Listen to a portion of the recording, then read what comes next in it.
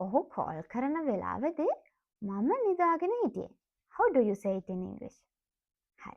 ඉතින් අද වීඩියෝ එකෙන් මම ඔයාලට කියලා දෙන්නේ ඔයා කොහොමද මෙන්න මේ වගේ ඔයාගේ ideas දෙකක් එකට connect කරගන්නේ කියලා. right? ඉතින් මේ වීඩියෝ එක නම් ඉංග්‍රීසි වලින් කතා කරන්න ආසාවෙන් ඉන්න ඔයාට සහ ඔයාගේ writing skills හදාගන්න බලන් ඉන්න ඔයාටත් ගොඩක් වැදගත් වෙන වීඩියෝ එකක්. අද වීඩියෝ එකෙන් මම ඔයාලට කියලා දෙන්නේ කොහොමද ඔයාගේ ideas දෙකක් එකට connect කරගන්නේ, ඒ වගේම ඔයාගේ sentences දෙකක් එකට කොහොමද connect කරගන්නේ කියලා. right? so let's move to the video. හරි. අපි මෙන්න මෙහෙම ඔයාගේ ideas එකට connect කරගන්න use කරන words වලට අපි කියනවා linking words කියලා. එහෙම නැත්නම් connectors කියලා කියනවා. ඉතින් අද අපි බලන්න යන්නේ මොනවද මේ linking words කියලා. right? හරි. ඉතින් අද වීඩියෝ එකෙන් මම ඔයාලට linking words 10ක්ම කියලා දෙනවා. ගොඩක් ඔයාලට useful වෙන linking words 10ක්. හරි. අපි බලමු. පළවෙනි එක තමයි and. මේක නම් ඔයා ගොඩක් කලාවට දන්නවා. බලන්න ඔයා මේ and කියන එක use කරන්නේ හරිම තැන්වලදීද කියලා. මෙන්න මේ කියන තැන්වලදීද කියලා. right? අපිට මේ and කියන එක use කරන්න පුළුවන් similar ideas දෙකක් එකට connect කරන්න. right? similar ideas දෙකක් එකට connect කරන්න. හිතන්නකෝ මෙන්න මේ වගේ. මම තේ වලට සහ කොෆි වලට කැමතියි. I like tea and coffee. similar ideas දෙකක් එකට connect කරන්න. right? She is kind and friendly. ඇය කරුණාවන්තයි සහ ඇය මිත්‍රශීලී. right? similar ideas දෙකක් එකට connect කරන්න තමයි මෙන්න මේ කියන and කියන word එක ඔයාට use කරන්න පුළුවන්. right? හරි. දැන් බලමු අපි දෙවෙනි word එක මොකක්ද කියලා. දෙවෙනි එක තමයි but. but කියන එක ඔයාට use කරන්න පුළුවන් opposite words දෙකක් එකට connect කරන්න. දැන් අපි and කියන එක use කරේ similar words දෙකක් එකට connect කරන්නනේ. අපිට but කියන එක use කරන්න පුළුවන් opposite words දෙකක් එකට connect කරන්න. නමුත් මෙන්න මේ වගේ බලන්නකෝ. අපි example එකක් බලමු. I am tired but I will work. මට මහන්සි නමුත් මම වැඩ කරන්න. I am tired but I will work. right? නමුත් එහෙම නැත්නම් opposite words දෙකක් එකට connect කරන්න. ඔයා මම මේ කියන words වල සිංහල meaning එක ලොකුවට ඔලුවට දාගන්න යන්න එපා. ඔයා ඔලුවට දාගන්න ඕනි කටපාඩම් කරන්න යන්න එපා. ඔයා බලන්න ඕනි මම මේ කියන words use කරන්න පුළුවන් මොන වගේ තැන් වලදීද කියන එක හරියට ඔලුවට දාගන්න එක. හරි? දැන් අපි ඔයා දන්නවා පළවෙනි එක and කියන එක similar words, similar ideas එකට connect කරන්න. එතකොට but කියන එක opposite ideas එකට connect කරන්න. next word however. however කියන එකත් අපි use කරන්නේ මේ but කියන එක වෙනුවටම තමයි. හැබැයි formal English වල. ඒ කියන්නේ අපි ගොඩක් කලාවට writing පැත්තදී තමයි මෙන්න මේ however කියන word එක use කරන්නේ. අපි දැන් English වලින් කතා කරද්දී but කියන එක use කරනවා. හැබැයි ලියද්දී අපි ගොඩක් කලාවට however කියන word එක තමයි use කරන්නේ. කෙසේ වෙතත්. right? however. අපි example එකක් බලමු. I was tired, however I continued. මට මහන්සි දැනුණා. කෙසේ වෙතත් මම continue කරගෙන ගියා. right? but කියන එක වෙනුවටම තමයි. හැබැයි ගොඩක් කලාවට අපි English වලින් මොන හරි දෙයක් ලියද්දී තමයි however කියන එක use කරන්නේ. right? හතරවෙනි word එක තමයි ඔයා ගොඩක් කලාවට යාළුවත් එක්ක හරි කතා කර ඉද්දි ඔයා එක දේවල් ඔයාගේ ideas ඔයා compare කරනවා. compare කරන්න ඔයාට use කරන්න පුළුවන් word එක තමයි on the other hand. අනෙක් අතට. on the other hand. හිතන්නකෝ. අපි මෙහෙම කියනවා. city life එක busy. අනෙක් අතට ගත්තොත් village එක සාමකාමී. කොහොමද ඔයා මේක කියන්නේ? city life is busy. On the other hand, village life is peaceful. right? අනෙක් අතට.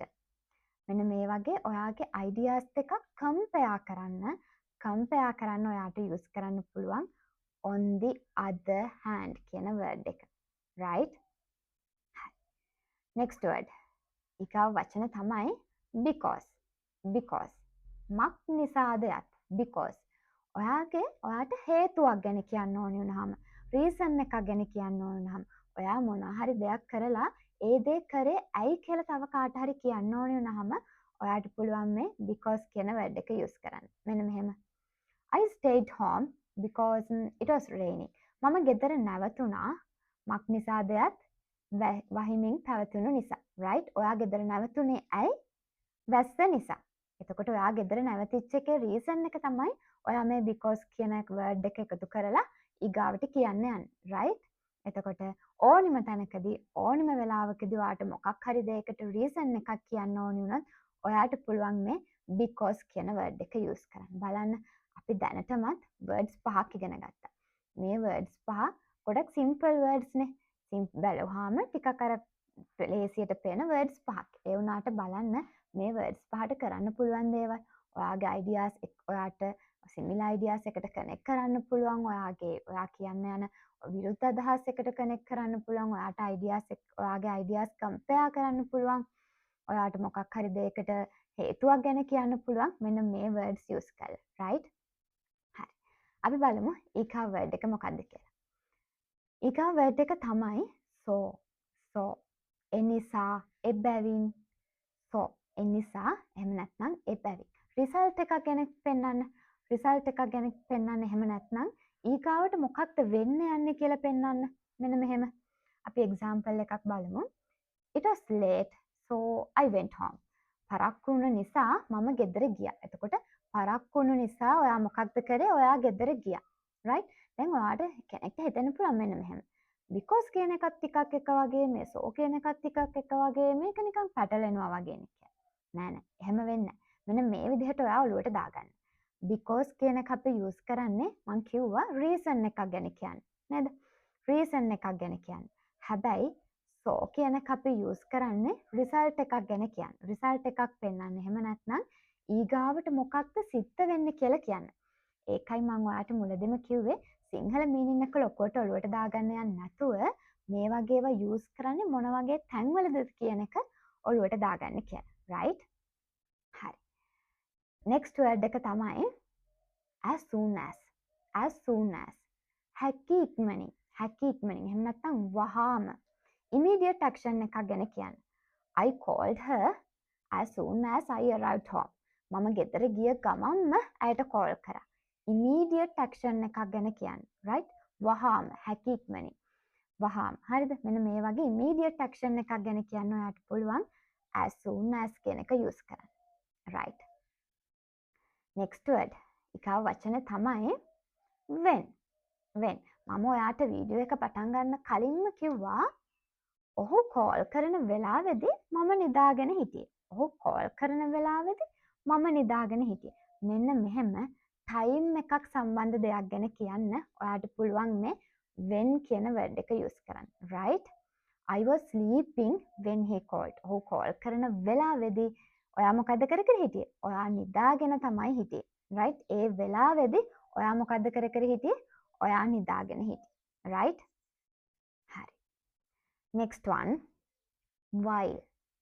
while අතරතුර මොනවා හරි actions දෙකක් එකම මොහොතේ සිද්ධ වෙනවා එකම මොහොතේ actions දෙකක් සිද්ධ වෙනවා අන්න ඒ වගේ වෙලාවට ඔයාට පුළුවන් මේ while කියන word එක use කරන්න right අපි example එකක් බලමු මෙන්න මෙහෙම I was eating while I watching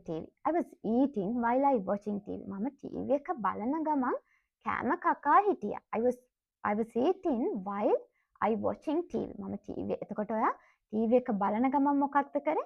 කෑම කකා හිටියා. actions දෙකක් එකම මොහොතේ සිද්ධ වෙලා තියෙනවා. අතරතුර. right? actions දෙකක් එකම මොහොතේ සිද්ධ වෙනවා නම් ඔයාට use කරන්න පුළුවන් මෙන්න මේ while කියන word එක. right? හරි. last one for example උදාහරණයක් ලෙස for example හිතන්නකෝ ඔයා මේක නම් ගොඩක් කලාවට ඔය essays ලියද්දී එහෙම තමයි ගොඩක් කලාවට මේක වැදගත් වෙන්නේ. හරිද? උදාහරණයක් ලෙස. මම පළතුරු වලට කැමති උදාහරණයක් ලෙස ගත්තොත් apple වලට, අඹ වලට, right?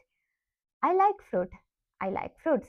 For example, apple, mango මෙන්න මේ වගේ උදාහරණයක් ගැන කියන්න ඕනි වෙන වෙලාවට ඔයාට පුළුවන් for example කියන word එක use කරන්න. ඉතින් අද වීඩියෝ එකේ අපි linking words 10ක්ම ඉගෙන ගත්තා.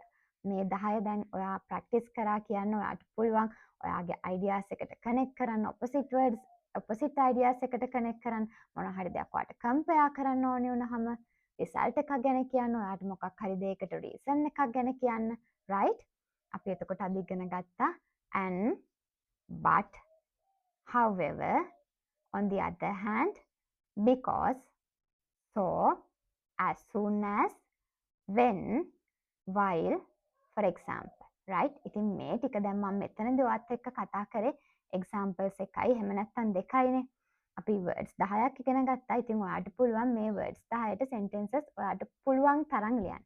right? පුළුවන් තරම් ලියලා practice කරන්න. So that's all for today. Keep learning, keep speaking. Definitely your English will be fluent. Right? So let's meet in the next video. Bye everyone.